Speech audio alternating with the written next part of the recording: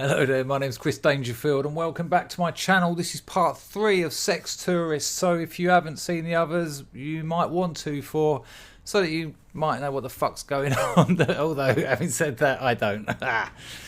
So, she's shaking me, there's whores everywhere, the ladyboys, prostitutes, Ritalin, Valium, Xanax, broken glass, methamphetamine, the cigars, the blood down the front, the blood on the bed, the 2 women in the bed, I think they were women, fuck knows. The linen suit that I'm wearing, I keep going on that, I don't know what side, I think this is my better side.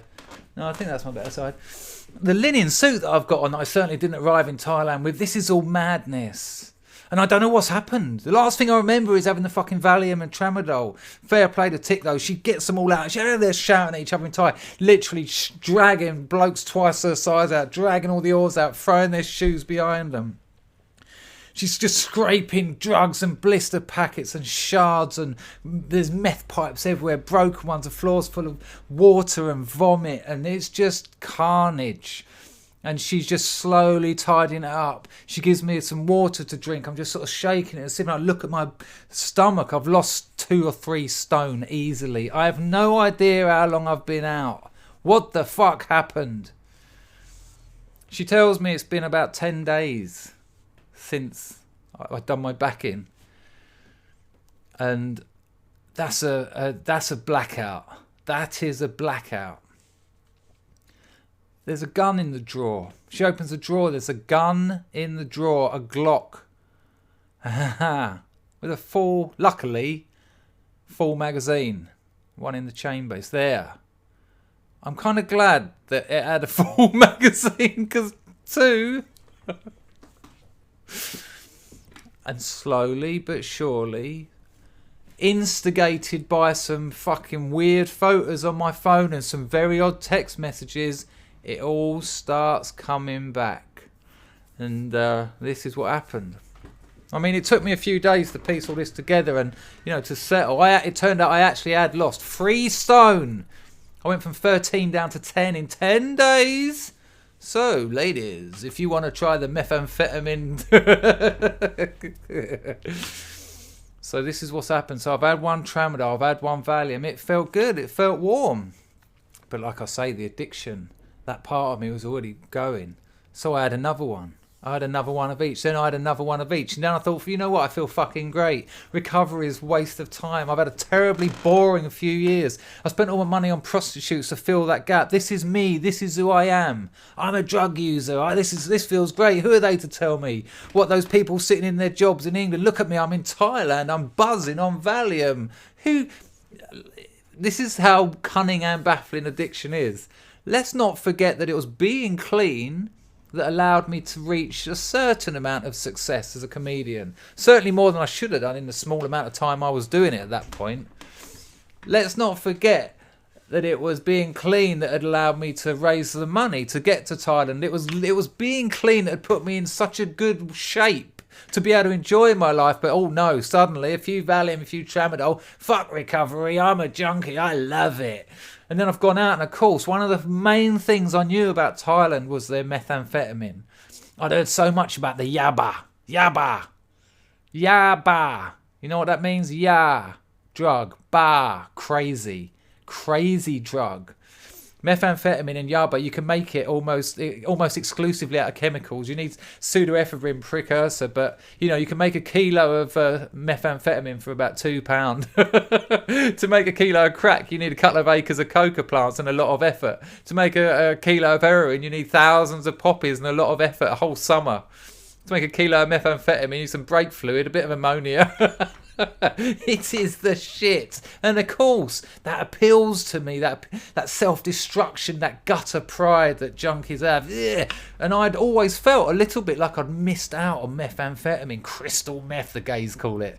It's funny how methamphetamine is very big in the gay community. It wouldn't have been if it wasn't called crystal. Oh, got any crystal? But I just thought, fuck it. As soon as I was back on that track, I thought, I've got to get some yaba. Got to get some yaba. So I remember going out straight down the beach, went up to this bloke, I can see his face now, and I could tell he was a dealer. He was hanging around. I went, can you get us some yaba? And he went, yeah. He drove me off, sold me a little pack of pills. Don't even remember how much it was. I was gone. But of course, I'm an idiot. I don't want to be a punter. I've been a drug dealer. I've done this. I've done that. All that embarrassing sort of weird pride. Oh, I've earned my stripes, mate. So I'm going, yeah, I want to sample some yabba because I've got a firm over here in Patong and we might want to buy a few 100,000, you know, do a bit of business, take them back because we run London. All this nonsense. They're seeing through me. Of course they are. I'm walking down the road thinking I'm the dog's bollocks. I catch myself in the mirror. I'm like, oh.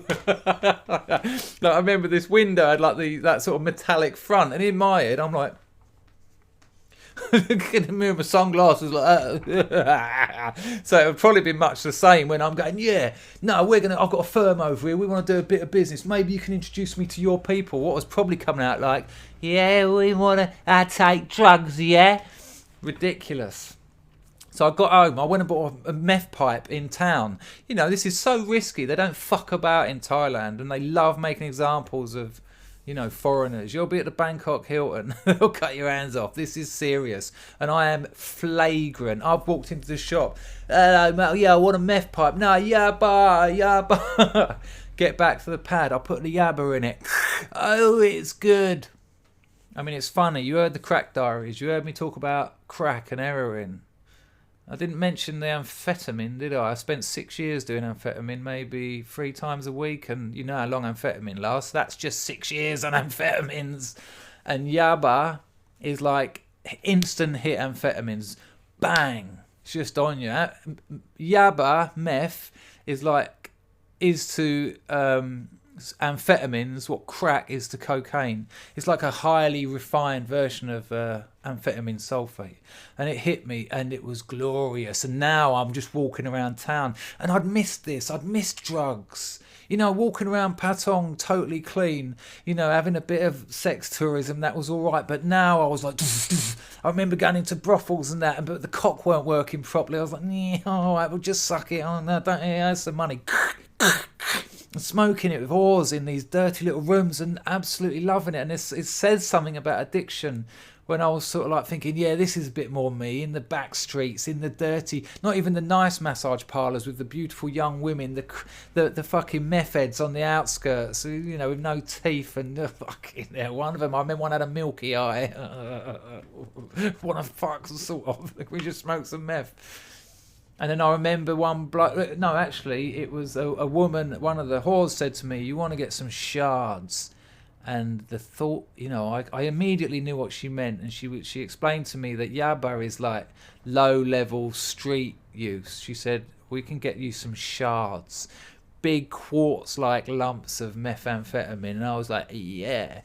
So for a few quid, she put me onto this bloke. And I went to his place, and he was a tattoo artist, and he sold me this big shard for a few $100. And I got home and whoa, that stuff is strong. And now's when I'm starting losing time, and now I'm having Valium and shit and Xanax because I can't stop taking it. You know, they say addiction is progressive. Even when you're clean, it's working in you. And I cannot stop smoking this thing. And, you know, luckily I didn't get hold of any needles, but I am just smoking it. And I don't think you're meant to. I don't know anything about the culture of methamphetamine. It's not something I grew up with. I've just plunged into the centre of it. I'm having one after the other, and I am fucking wired. And slowly the meth gets smaller and smaller, and I can remember suddenly it was all gone. And I was just fucking jangled, walking around Patong at 3 o'clock in the morning, just going up to people going, can you get meth? Can you get meth? Can you get me meth? Can you get me meth? And I thought, this has got to stop. So I had loads of Valium, I mean loads, like 10, 20, loads of Xanax, but it just wasn't cutting it. And before I know, and again, you know, this is, as you can expect, this is all kind of blurry. I'm on the back of a scooter all of a sudden, and I'm kind of, you know, I haven't had any meth for a while, but loads of tranks, loads of benzos, you know.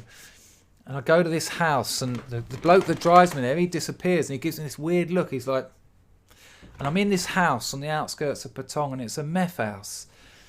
And there's like naked children just sitting around looking a bit hungry, and whores there in like their little mini skirts with their eye makeup running and just smoking meth. And, you know, like, I've seen crack houses and they're vile, but this was a new level of degeneracy, you know, and I fitted in fine, for sure.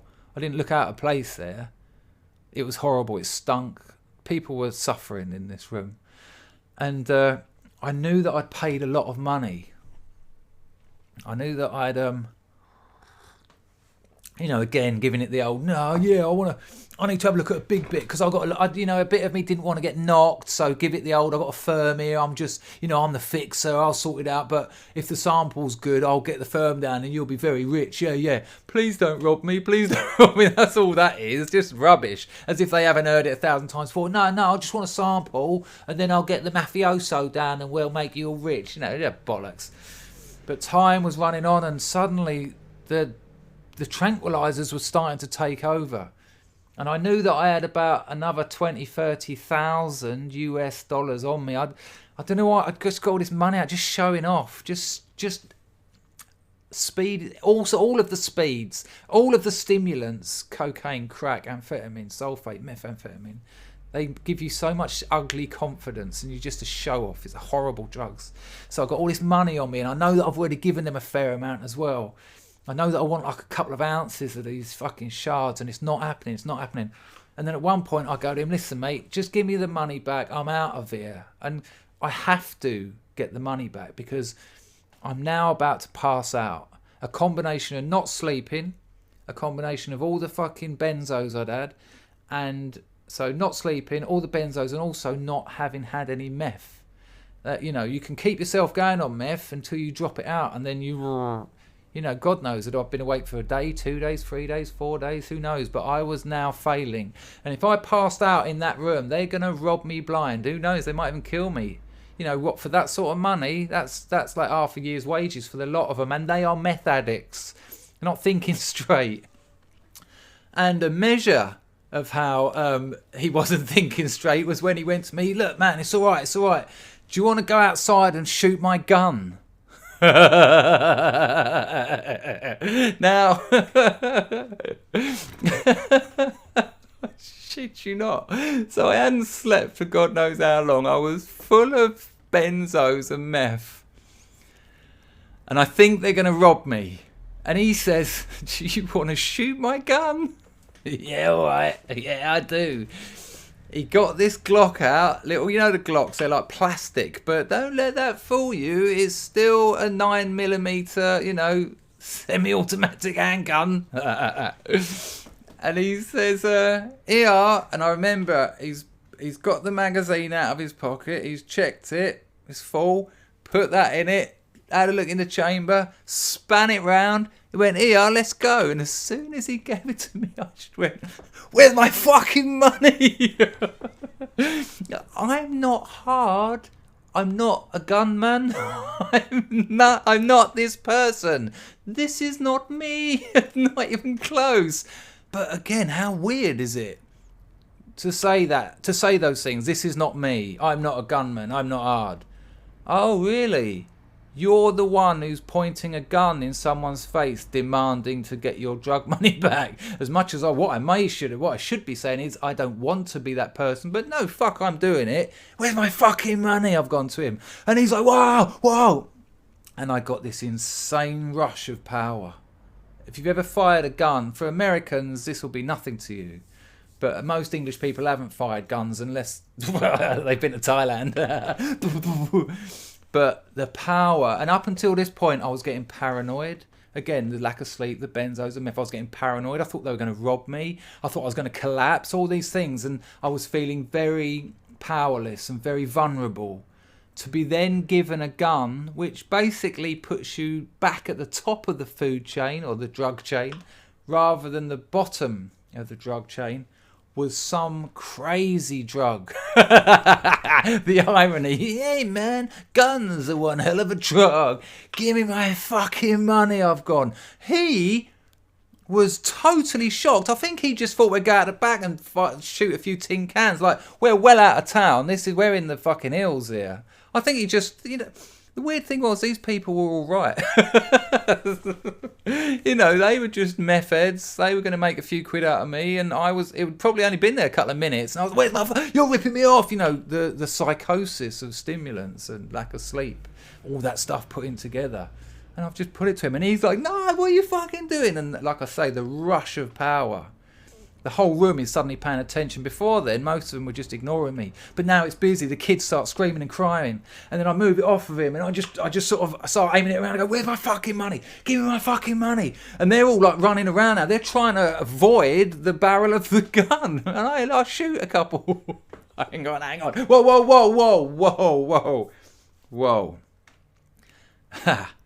Let's backtrack a bit.